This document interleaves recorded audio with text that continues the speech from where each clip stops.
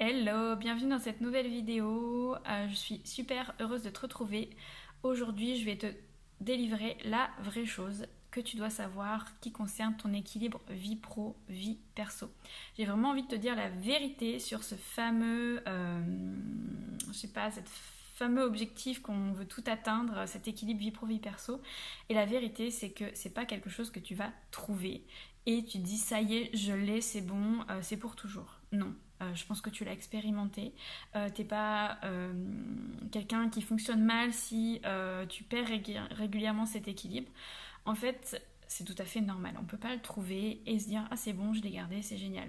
Tout simplement parce que notre équilibre pro et personnel, il est soumis à plein de fluctuations qui viennent de l'extérieur de nous, qui ne dépendent absolument pas de nous. Je te donne un exemple. Je pense que si tu regardes cette vidéo, tu es une maman. Donc tu as au moins un enfant et cet enfant il grandit, il a des problématiques et des situations de vie qui sont différentes. Peut-être que maintenant il dort mieux et qu'avant il dormait pas très bien et du coup ça a changé des choses forcément dans ta vie. Peut-être que c'est l'inverse, avant il dormait super bien et maintenant il dort super mal. Et puis maintenant t'es beaucoup plus crevé. T'es plus crevé au boulot, t'es plus crevé dans ta vie quotidienne et ça change ton équilibre vie pro, vie perso, cette fatigue. Et c'est quelque chose sur lequel t'as pas réellement la main mise. C'est quelque chose qui vient de l'extérieur et qui vient un peu parasiter l'équilibre que t'avais pu mettre en place. Donc en fait c'est vain en fait de se dire que je vais trouver cet équilibre vie pro et vie perso, puis je vais surfer la vague jusqu'à la fin de ma vie, ça va être génial. Non, en fait, désolée, on laisse tomber cette idée.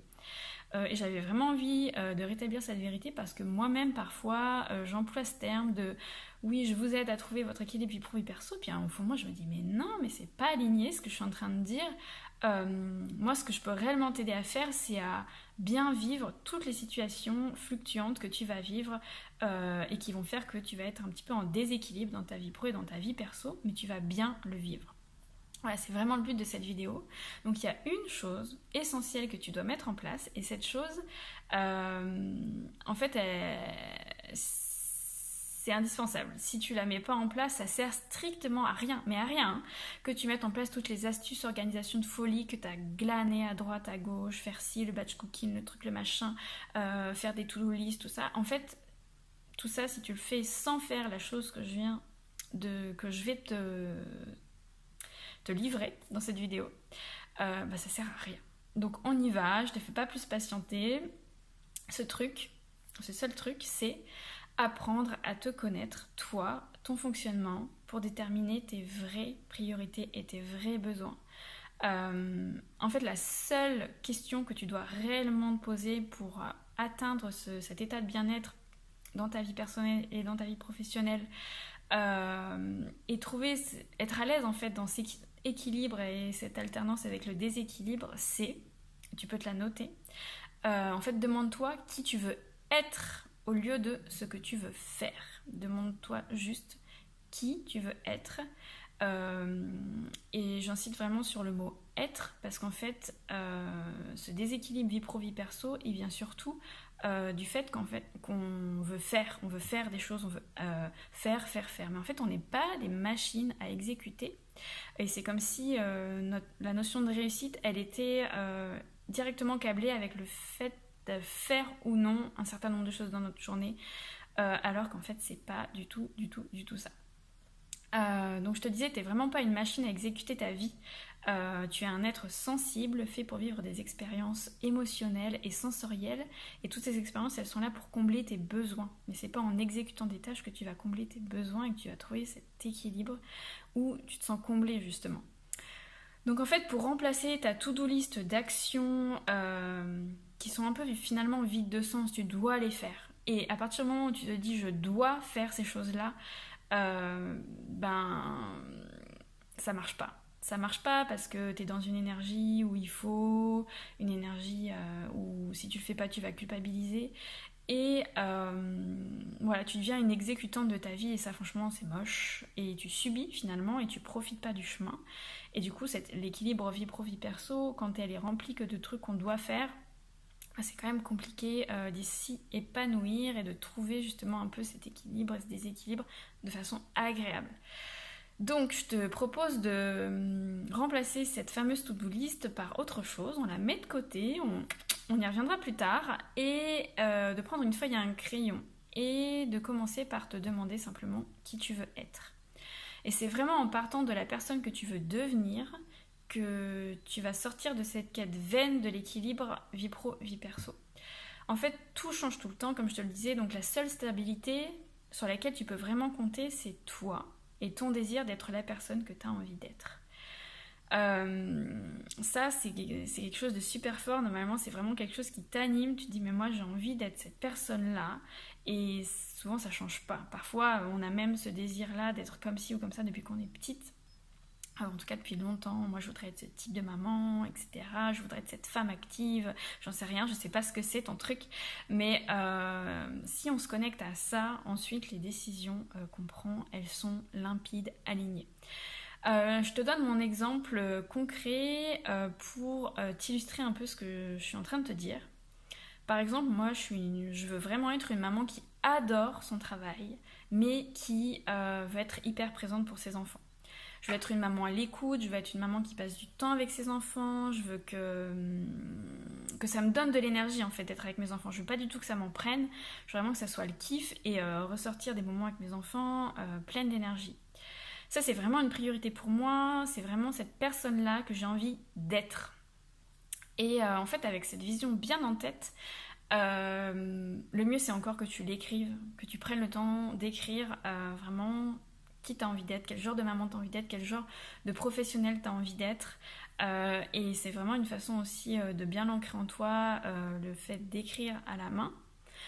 Ancre déjà voilà, dans ton système nerveux quelque part que c'est ça que tu veux et puis te relire régulièrement ce que tu as écrit, même le dire à voix haute, ça va vraiment avoir un impact pour que ça arrive. En fait, moi, quand je te dis j'ai envie d'être cette personne-là, je pourrais déjà dire je suis cette personne-là, je suis cette personne qui adore son travail, se donne à fond dans son travail et kiffe être avec ses enfants et passe des moments de réelle connexion avec ses enfants, arrive à laisser son boulot de côté et à kiffer avec ses enfants. Finalement, je suis déjà cette personne-là, mais plus je me le dis, plus je l'incarne. Je t'explique pourquoi. En fait, puisque j'ai cette vision vraiment bien en tête, c'est hyper clair pour moi, ça me permet de savoir où je veux aller.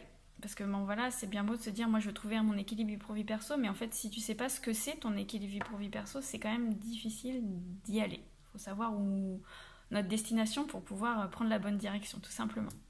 Donc moi j'ai ma vision bien en tête, je sais que c'est ça que j'ai envie d'être, c'est cette personne-là. Et du coup toutes les décisions que je vais prendre, elles vont être beaucoup plus alignées avec cette personne-là. Je vais beaucoup plus facilement trouver mes réelles priorités et poser des actions alignées avec la maman que j'ai envie d'être. Je vais beaucoup plus facilement choisir de laisser mes soucis de boulot de côté à partir de 16h30 parce que je suis avec mes filles. Parce que je sais que je veux être cette maman qui connecte avec ses enfants de façon profonde, qui passe des moments de qualité avec ses enfants. Donc ça va être beaucoup plus facile pour moi de faire ça. Je vais beaucoup plus facilement accepter de travailler un mercredi après-midi alors que c'était pas prévu. Mais j'en ai vraiment besoin, ou on me l'a demandé, c'est un rendez-vous important, je vais accepter de le faire parce que je m'engage avec moi-même à ne pas être présente auprès de mes enfants mercredi après-midi, mais je veux toujours être cette maman qui kiffe son travail et qui passe des moments de qualité ressourçants avec ses enfants, et du coup je m'engage le soir quand j'ai fini ma tâche du mercredi après-midi à passer un réel moment de connexion avec mes enfants, à faire un jeu avec eux, à prendre le temps de faire un petit massage avant qu'ils dorment. Et voilà, et je peux toujours être cette maman qui kiffe son travail, mais qui est alignée avec le fait d'être une maman présente pour ses enfants. Voilà, parce que ma vision, elle est là et je peux me puiser dedans pour prendre des décisions alignées.